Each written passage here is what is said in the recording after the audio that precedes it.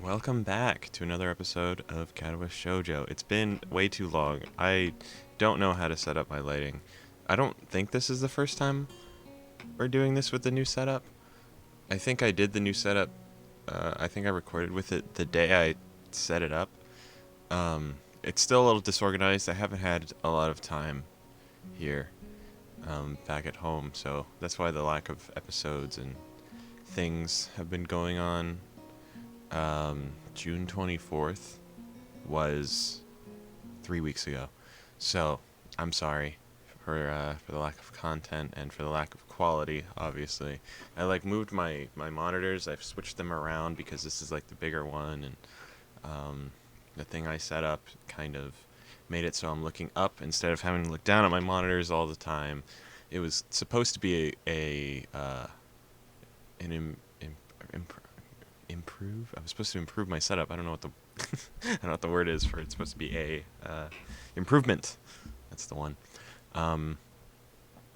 But it seems that I've only messed up my recording setup, so I'm sorry. I'll figure it out one of these days. Maybe have the camera over here and just use this as my thing. But then using this monitor for games is weird. But I guess it's only visual novels. I don't know. It doesn't matter. Anyway, last I remember, we had a fight with Emmy, I believe. And it was pretty nasty. So, let's get back to it. The morning alarm sounds and I roll over, switching it off. My eyes open blearily to stare at the ceiling. What am I gonna do? Do I get out of bed? Go back down to the track and pretend that nothing happened? Will Emmy even show up? After last evening's events, I doubt it. Even supposing that she did, what would I do then? Get over this fight just to dance the same routine the next time something's bothering her? I know that I spoke hastily last evening, especially trying to use her father as leverage, but was anything I said really off the mark? She won't let me in, ever, and she'll be forced to suffer alone. Nothing I do, nothing I say is going to change that. She won't change, and she's already decided to keep me at arm's length. Can I really bring myself to go down there and see her, knowing that I'm never going to get past where I am now? Ooh, and he goes back to sleep. No, I decide I really can't. Ooh, not today. I roll over and go back to sleep. She probably won't be there anyway. Damn, that's rough. A similar mental conversation repeats itself when it comes time to lunch and I eat at the cafeteria, alone. I don't want to see her. The very thought makes me feel ill. That night I go for a run. I'm solo for the first time since Emmy got sick at the track meet. Skipped seeing the nurse, just in case he asked about Emmy. I don't want to talk to her about her, either. That's why she's on your mind all day, huh, bud? The next day, I do the same thing. Alarm off, stay in bed, eat alone, run alone. To fill what time that I would usually be spending with Emmy, I start reading more. It works surprisingly well until I find myself ducking into a restroom because I see her walking down the hall in between classes. Oh, that's rough. If she notices me, she didn't show it, even though I don't suppose she ever shows anything. Certainly not to the girls from her class I see talking cheerfully to her, or to her fellow track members, especially not to me. Alarm off, stay in bed. Muto and I have lengthily talked about the possibility that string theory is plausible. I don't buy it myself. More than 4 dimensions I can buy, but a bunch of vibrating strings at the subatomic level? That's a bit much. Looks like I'm not the only one to think this way too. Apparently it's not really as strong a theory as it once was. Muto says that it's just because nobody's found the right way of looking at the data yet. Yes. Eat alone. The rooftop is deserted today. I briefly wonder where Emmy and Rin are, but shrug off the question. The important thing is that they aren't here, so I won't have to talk to them. Since I have nobody to talk to, I bring a book with me to read. The weather's nicer, if getting a little hot. Hopefully, it will be cooler in the evening. Cool breeze seems to back up my theory. Run alone. It is, in fact, cooler at the track. No sign of Emmy, which is exactly the sort of thing I'm going for. I stretch out and start my usual run, trying hard to ignore the lack of running partner in front of me. Finding my thoughts drifting damnably to that girlish laugh and corrigible grin, those wide and friendly eyes, her incredibly toned body. I increase the pace to clear my head, chew up the distance between me and the turns, find the speed that makes me think of one of my legs, how much they burn. I do that sort of thing all the time. Where you're just doing something, or if you're driving or whatever. Maybe not driving, that's a little dangerous, but Yeah, and you start thinking about all those like past demons, and then you just start speeding up or fucking doing whatever you're doing like way harder. It helps clear the mind for some reason. Maybe just because you focus on the thing that you're doing. I glance at my watch as I round the final turn. Nothing, noting that my time's gotten faster. My heart seems a little squirrely tonight, so I give myself a few extra cooldown laps just to be safe. No reason to bring this to the nurse's attention. I'll be fine. A rather Emmy-ish thought to have, I admit. I have to hope that eventually I'll stop thinking about her so much. It doesn't get easier, my man. I finish another book from before going to bed that night. I'll have to stop by the library tomorrow. We getting a sleep sequence already? I don't know why I keep the early alarm on anymore, but it wakes me up the next morning just the same. I still turn it off and go back to sleep. Damn. That afternoon, as I get ready to head to the cafeteria for another solo lunch, I've got a new book about a couple of con men in ancient Persia that I'm pretty excited about reading. I'm suddenly cornered by Misha and... oh, I guess just Misha. Have to eat alone again, Hichan? We've noticed, you know. We? Shichan and I noticed that you've been spending more time alone. She wanted me to find out why, so I told her I'd ask you. I'm surprised she didn't ask me herself. She would have, but she wanted to get a head start on this paperwork, and there's a lot of it since we're coming up on the end of the term, you know. Why the sudden interest in my well-being, anyway? Shichan said, it is the duty of the student council to keep track of the emotional health of its students, to allow a student to spiral into depression unchecked would be an unforgivable failure in the council's duties. That's easy, then. I'm not depressed. But you're eating alone? Nobody's seen you and Emmy together. Something happened, didn't it, Hichan? Misha's voice takes on a slightly sterner tone. Though somehow she keeps the familiar lilt at the end of her sentences. I purse my lips and uncertain how to respond. Oh, this is rough.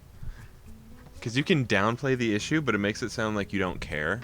But if you give in and let Misha know, it's almost like you're spilling all of the tea to somebody who... But maybe she'll listen and she'll understand. This one's really tough. I think I'm going to give in and let Misha know. I feel like letting her know, she'll give us the answer that we need. Where if we downplay it, it'll kind of just act like we don't care. Well, I suppose someone else knowing about my problem can't hurt. Heck, maybe even Misha can offer some advice. That's what I'm thinking. We had a fight at her house. I keep trying to get close to her, and she won't let me get close, and I said something stupid, and she threw me out. Have you talked to her since then? Misha looks genuinely concerned. I'm surprised, as I'd expected her to drop the subject after finding out what the trouble was. Even more surprising is quickly how I find myself spilling my guts to her. No, I haven't. I just can't bring myself to face her after that. I made a complete fool of myself, and she probably hates me now anyway.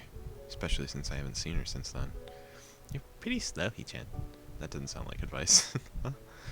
Misha places her hands on her hips and launches into a speech that would sound more like plausible coming from Shizune. The solution to your problem is simple. You have to go and apologize to her. Leaving things like this would just make things worse. You can't know how she hates you unless she tells you. Otherwise, there's no evidence that what you fear is true. And if you really care about her, shouldn't you be worried about how she's taking all this? With a sudden start... Oh my god, what is this song? That came out of nowhere. With a sudden start, I realized that she's right. I've kept waking up to an early alarm because part of me wants to meet Emmy at the track for our runs. I've kept running because I know that Emmy would worry about me if I didn't stay healthy. When I went to the roof yesterday, I was half hoping she would be up there. I felt disappointed when she wasn't. I'm an idiot. Kinda, Hichan. So, go and apologize to her as soon as you can, okay? I open my mouth to say that, and I'll do it right away, but the lunch bell rings, and I realize that I still have the afternoon classes to attend. First thing after class is over, I'll go see her. I promise. And thanks for the advice, I guess. Misha beams at me as if I were a child that had learned the ABCs. Good. I'll let Shichan know that you're okay then. Yeah, you do that. With a wave and a completely disregarding the fact that people are starting to trickle back into the classroom, as opposed to out of it, Misha departs the classroom. I suppose she and Shizune have a student council business again. While the afternoon wears on, I find myself impatient for lessons to end. I need to see Emmy now. I have to try to set things right, even if Emmy hates me now. I have to at least apologize. I owe her that much. Should I meet her in her room? No. I decided it would delay things too much. If I know Emmy, I can find her at the track. Still have no idea what I'm going to say when I get there, but I take comfort in knowing that Emmy probably wouldn't have a plan for something like this either. Play it by ear. Stop being nervous. Just get to the track. Figure the rest out when I get there. The track looms ahead, and another jolt of nerves hits me in the gut. I resist the urge to turn and walk away and insist to note with satisfaction that I was right and Emmy is still running. I don't make myself immediately known. Find a seat in the bleachers and watch her run instead, thinking back to our earlier meetings. After a few trips around the track, Emmy notices me and skids to a halt, an expression of surprise that slides easily into one of anger. What are you doing here? Not quite the response I was hoping for, but at this point I don't have much of a choice. I wanted to apologize for what I said the other day. The other day? She laughs, a curt exclamation of disbelief. It's been almost a week, Sal. Yeah, well, better late than never, right? Emmy crosses her arms and stares at me coolly as if sizing me up. Finally, she nods. I suppose you're right. Water under the bridge, then. I forgive you. Is that all? Her almost impatient question catches me so off guard that she's already halfway down the track before I even think to shout after her. No, wait! She doesn't seem to have heard me, or she doesn't want to hear me, so I give her a chase, disregarding completely the fact that I am not dressed for it. My feet hurt. My shirt collar feels like a noose around my neck, and I still chase after her because if I don't, I'll lose my chance. Emmy hasn't started. Why didn't you just run in the opposite direction, and then you'll, meet? Emmy hasn't started to really accelerate yet, which is probably the only reason why I'm able to catch up to her, to reach out and tap her on the shoulder just before my legs give up running in dress shoes and stumble to a stop. Surprisingly, fortunately, all that running seems to have paid off.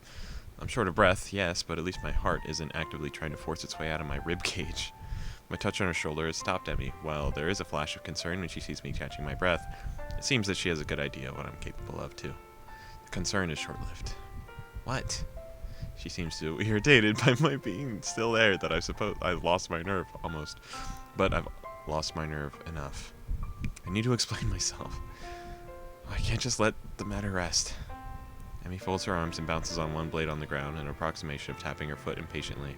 Angry as she is, as nervous as I am, she still looks beautiful. Okay, it's how. Explain. Thing is, I know that you're really sensitive about the accident and about your dad. I can see Emmy's face twitch at the mention of those two things that have been steadily driving us apart. This man at least made me feel like we were being driven apart. But that's why I want to know about them, I think. Because I see how much they hurt you, and I want to be there to comfort you. It makes me miserable seeing you sleepless and depressed. Don't pretend that you aren't, because I know, okay? I just remember that night when you fell asleep with me and you had that nightmare. You were happy that you have me there when you woke up. I want to be able to be there for you, like whenever you need me to be. The stern face cracks slightly. Emmy interrupts me before I can continue further. Just stop right there. We can't see each other anymore, okay? She's rushing now, looking everywhere but at me. I'm surprised she doesn't bolt. She knows I can't catch her. We're not right for one another. That's not true and you know it. No, it's true. You're too... I know that I've been pushy about your past. If you can't tell me yet, then at least let me be there, even if I don't know the reason. It's okay. I promise. I won't ask why you need comfort. I'll just give it freely. Emmy shakes her head and tears seem to be threatening the corners of her eyes. Stop saying that. Why? Because you're afraid you'll take me up on it? I'm not afraid. I can't keep the cheating tone from my voice as I respond. Yes, you are. You told me yourself, remember? It's okay. Really, it is. However, it seems to me that someone who'd managed to come out of that wreck and still be as energetic and cheerful as you are would be determined enough to face that fear. Determination? What do you know about determination? I know that there's a girl so determined to take care of a total stranger that she'd steal his food at a festival. I know that there's a girl so determined to help me with my own problems that she'd draw up a complete dietary and exercise plan, and that she'd not only draw up the plans, but she'd follow through with them with me, even when she couldn't run. Determined enough to keep me at arm's length so that she'd put herself through emotional pain if she thought it was the right thing to do. Although there's one thing that this determined girl can't quite plan for. which was that I might feel the same kind of determination to keep her from being hurt. I fell in love with you, and I refuse to let that be thrown away because you're afraid of losing me. With what little control Amy has at this point cracks, and I find myself suddenly enveloped in her embrace as she cries. Why are you doing this? Why can't you just leave me alone? I hold her close and plant a kiss on the top of her head. I'm sorry, Emmy. You helped me so much when I first arrived, so now I have to help you. It's only fair. You're utterly hopeless. Do you know that? She hiccups and trembles a little. Funny I could say the same about you. Can you do something for me, Sao? Anything. Can you go now? Feels like she's just shoved a knife through my chest. Go? I need to think, okay? I can't just tell you everything yet. I'm still scared. When you're around, I can't think clearly. But do me another favor. What's that? Show up for our morning run tomorrow? I smile, feeling better than I have all week. Of course, I wouldn't miss it for the world. Emmy steps back slowly, almost reluctantly. She sniffles a little and then grins at me, a real smile that lights up the track, overpowering the fading evening's light. See you tomorrow, Sal. Okay. She darts forward suddenly, planting a soft kiss on my lips, and then steps back shyly. Spinning on her back foot, she takes off running again, and I know that our conversation's at an end.